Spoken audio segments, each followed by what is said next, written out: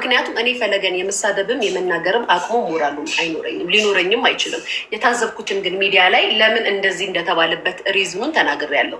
በተቀረ በትላንት ማንነቱ ልትናገሩት አትችሉም ያልኩት ይሄ የተቆራረጠና የተበጣጠሰ ቪዲዮ አምጥታችሁ ፈለገን ተናገርሽ ብትሉኝ ከእናንተ የበለጠ እናንተ ከምትጽፉት ኮመንት የበለጠ እኔ ለሱ ሪስፔክት አለኝ። ነገር ግን ምክንያት ለምንድን ነው ሶሻል ሚዲያ ላይ ስሙን በዚህ ደረጃ ሊያጠፉበት የቻለበት ምክንያት ምናልባት እሱ በፍቅሩ ይሆናል። እሱ ምናልባት የእግዚአብሔርን ፍቅር ሊሆን ይችላል እያሳየ ያለው በፍቅር የእሳበ ሊሆን ይችላል። አንዳንዴ ሚዲያ ላይ በዚህ ዘመን ግን ሚዲያ ላይ መገኘት የሌለብህ ቦታ አለ። የሃይማኖት ሰው ስትሆን፣ ሰባኪ ስትሆን፣ አስተማሪ ስትሆን፣ ስለ እግዚአብሔር ቃል የምትሰብክ ስትሆን ማቀመጥ የሌለብህ ቦታ አለ ሚዲያ ላይ። ጊዜው ነው በቃ። ይሄ የሚዲያ ጊዜ ነው። አሁን ያለንበት የሚዲያ ጊዜ። ሚዲያው ምንም ብትሰራ ምንም ብታረግ ህግ የለውበትም። ሚዲያ ላይ የፈለገው ሰው የፈለገውን የማለት መብት አለው። ራሱ እንዳለ ይሰድብሃል፣ ይናገርሃል። ቴንኪ ኒውድ ይሰድብሃል፣ ይናገራል፣ አስተያየት ይሰጣል።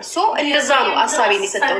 በትላንት ማንነቱ ወይም ኢንቦክስ በተጻጻፈው ወይም በምናምኑ ማንም ምንም አያገቡም። በትላንት ማንነቱ ማንም ሰው ምንም አያገቡም በዛ ሰው ህይወት። ነገር ግን ለምንድን ነው በዚህ ደረጃ እሱ ላይ እጃቸውን ሊጠነቁሉበትና ሊናገሩት የቻሉበት ምክንያት የተገኘበት ቦታ ነው። የሃይማኖት አስተማሪ ነው። ላይክ እንደዚህ አይነት ቦታ ላይ መገኘት የለበትም። ምክንያቱም ሚዲያ ላይ ያለ ነገር ከሆንክ በዛ ሊጥሉ ይመጣሉ። ካለኝ ነገር ነው። እኔ እኮ 13 ዓመት እኮ ሶሻል ሚዲያን ስጠቀም፣ ስለዚህ ከፈለገ የበለጠ ሶሻል ሚዲያን በደንብ አውቀዋለሁ። በዛዊ ነው ተረድቼ የተናገርኩት እንጂ ፈለገን ለመናገር ማን ስለሆንኩ እሱ ያለውን እኔ ሩብ የለኝም እኮ። ስለዚህ ፈለገን ስለተናገር ተቀረ አታውሩ። እኔ የሚያናደኝ ጋይስ ምንድን ከኔ ትንሽ እውቀት የኖራችሁ ሰዎች ቢናገሩ ችግር የለውም፣ አዳምጣችኋለሁ። እነዚህ ትርኪ ብርኪ በሚባባሉት በግሩፕ የሚመሩት ይመጡና ፈለገን ተናገርሽ። የቱ ጋር ነው ፈለገን የተናገርኩት? የቱ ጋር ነው ያልኩት? እኮ ትክክል እኮ ሚዲያ ላይ ለምሳሌ የፊዮና ልደት ላይ ተገኘ። እሱ ፍቅሩ ሊሆን ይችላል።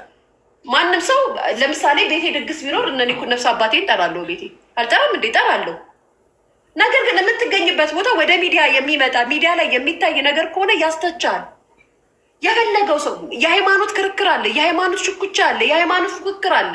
እንደዚህ አይነት ነገር እንደዚህ አይነት ሰው ስትሆን በእንደዚህ አይነት ነገር ላይ መጠንቀቅ አለብህ ነው የኔ ጥያቄ። የኔ ፖይንት ያልኩት ያለ እንትናለሽ እንኳን አልኩኝ ካልኩኝ ደግሞ ወረኛውላ ሲያስጠላ። እኔ እኮ ምን ይሻል በዚህ ሲኒ አናታችሁ ላይ ሰብሬ ባስቀምጣችሁ ደስ ይለኛል። እንደዚህ የምታደርጉኝ ሰዎች እግዚአብሔር ነው።